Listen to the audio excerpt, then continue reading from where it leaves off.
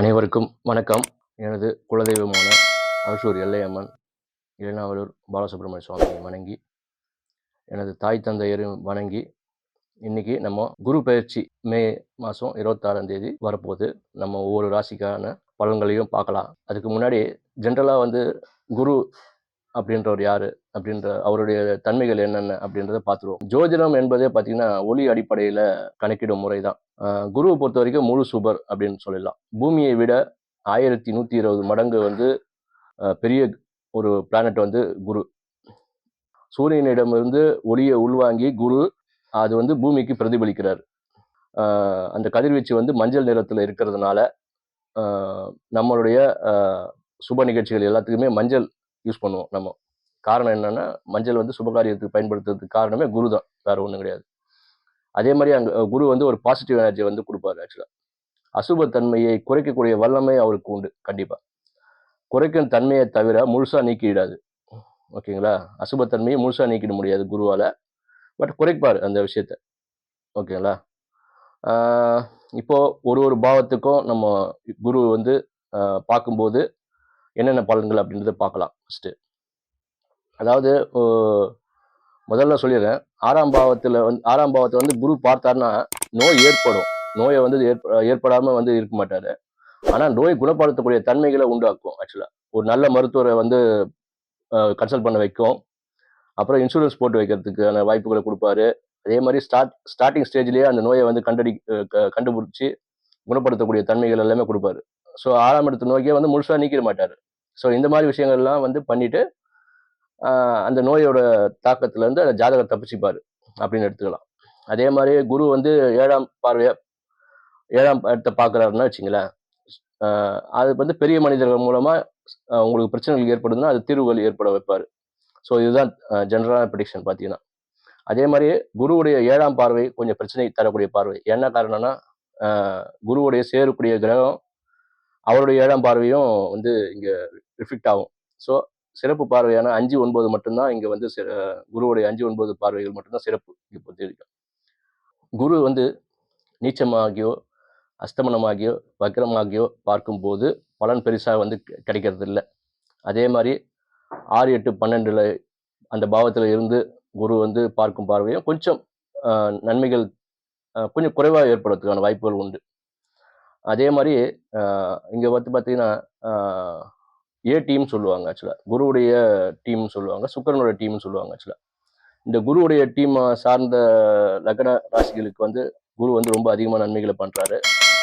அதே மாதிரி சுக்கிரனுடைய அணிகளான சுக்கிரன், சனி, புதன் இந்த லக்னங்களுக்கோ இவங்களுடைய ராசிக்கோ குரு அந்த அளவுக்கு நன்மைகள் கொடுக்கறது இல்லை.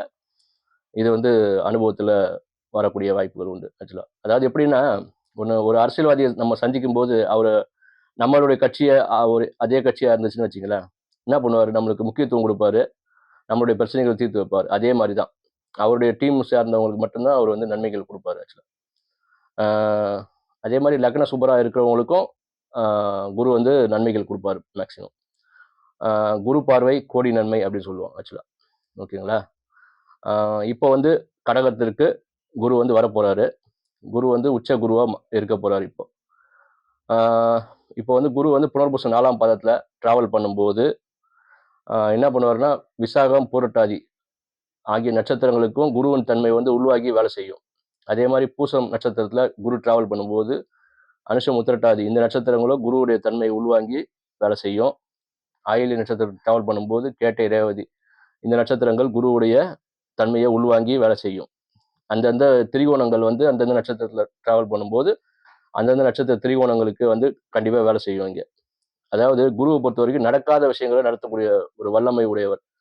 அதாவது திருமணம், குழந்தை பிறப்பு இதெல்லாம் பார்த்தீங்கன்னா அவருடைய காரகத்துவத்தில் வர்றதுனால, ஸோ இதெல்லாம் ஒரு வாழ்க்கையில் முக்கியமாக நடத்தக்கூடியவர் அவர்.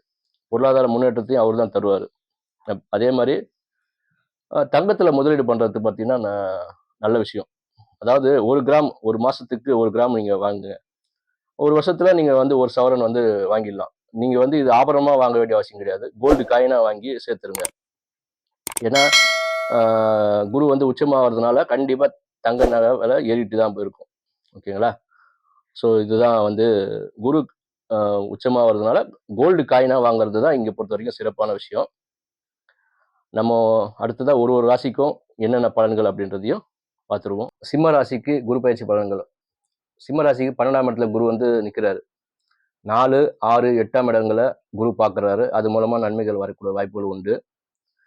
விரயம், சேமிப்பு ரெண்டத்தையுமே இங்கே வந்து சுட்டி காட்டும். பார்த்தீங்கன்னா 12ஆம் இடமும் 4ஆம் இடத்தையும் பார்க்கறதுனால சொத்துக்கள் சொத்துக்காக விரயம் ஏற்படுறதுக்கான வாய்ப்புகள் உண்டு. அதாவது சொத்துக்காக கடன் வாங்குறது, அந்த மாதிரி விஷயங்கள்லாம் ஏற்படுறது வாய்ப்பு உண்டு. 6ஆம் இடத்தை பார்க்கறதுனால வழக்கு தீர்ப்பதற்கான விரயம் ஏற்படுறதுக்கான வாய்ப்புகள் உண்டு. வேலைக்காக பணம் கொடுத்து விரயம் ஆகிறதுக்கான வாய்ப்புகள் உண்டு. ஆனால் வேலைக்காக விரயம் செய்கிறது வந்து என்னை பொறுத்த வரைக்கும் தேவையில்லாத ஒரு விஷயம்னு நினைப்பேன் நான். ஆக்சுவலாக பைசா வந்து கொடுத்து வேலை வாங்குறது அந்த மாதிரி விஷயங்களை ட்ரை பண்ணாதீங்க. 6ஆம் இடம் தேர்தல் வெற்றி, அதே மாதிரி சமரசம் செய்ய வேண்டிய நேரம் அப்படின்னு எடுத்துக்கலாம். அதே மாதிரி 8ஆம் இடத்தை பார்க்கறதுனால மெடிக்ளைம் இன்சூரன்ஸ் வந்து போட்டு வைக்கிறது உங்களை பொறுத்த வரைக்கும் நல்லது. திருமணம் நடக்கக்கூடிய வாய்ப்புகள் உண்டு. 2வது குழந்தைக்கு திருமணம் நடக்கக்கூடிய வாய்ப்புகள் உண்டு. 2ஆம் குழந்தை வந்து வெளிநாடுகள் பயணம் ஏற்படுறதுக்கான வாய்ப்புகள் உண்டு. சேமிப்பு குறையும். இடது கண் சம்பந்தப்பட்ட பிரச்சனைகளில் வந்து குறிக்கும். இடது கால் சம்பந்தப்பட்ட பிரச்சனையை ஏற்படுத்துவோம். தாயாருக்கு வந்து மருத்துவ செலவுகள் ஏற்படும்.